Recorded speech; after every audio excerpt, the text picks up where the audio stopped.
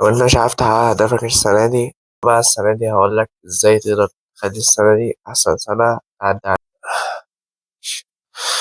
بس أول حاجة عايزك تجيب ورقة وقلم بقى وتركز معايا كده عشان الموضوع ده مهم.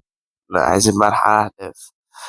تروح بقى إيه جايب ورقة كده، فاهم؟ تكتب بقى كل اللي انت نفسك فيه. أنا بقى بتعمل كده. عايز أسألك سؤال مهم أيا كان.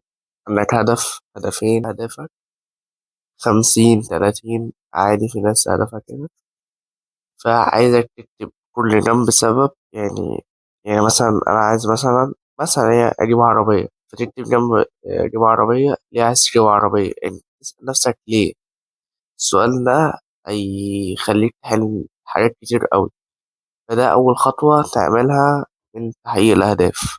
تاني خطوة بقى إن أنت لازم تعملها، لازم تحط زي ديدلاين. إن أنت الحتة دي هتقف عندها. يعني أنا مثلا عايز بعد سنة أجيب عربية، يبقى خلاص، يبقى أنا هحط سنة وأجيب عربية. لازم تحط وقت محدد، لأن أنت لو سبتها عايمة أنت ممكن طول حياتك أصلا لسه محققتش الهدف. فلازم تحط وقت.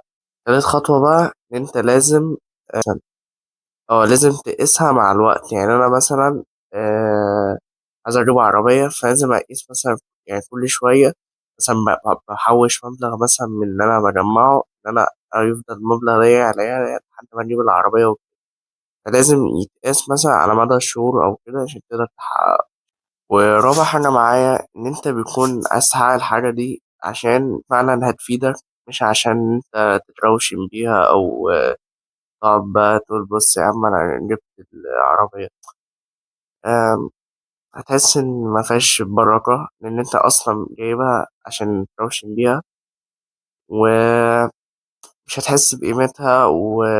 والأحسن أنت تجيبها إن أنت عايزها، وربنا إن شاء الله يبارك لك فيها وتتبسط بحاجة إن كان. ومش أهم حاجة إن أهدافك تبقى خارقة للعادة. أنت ممكن يكون هدفك إن أنت يا عم تجيب درجة حلوة في الامتحان، أو إن أنت يعني تتكلم مع عيلتك.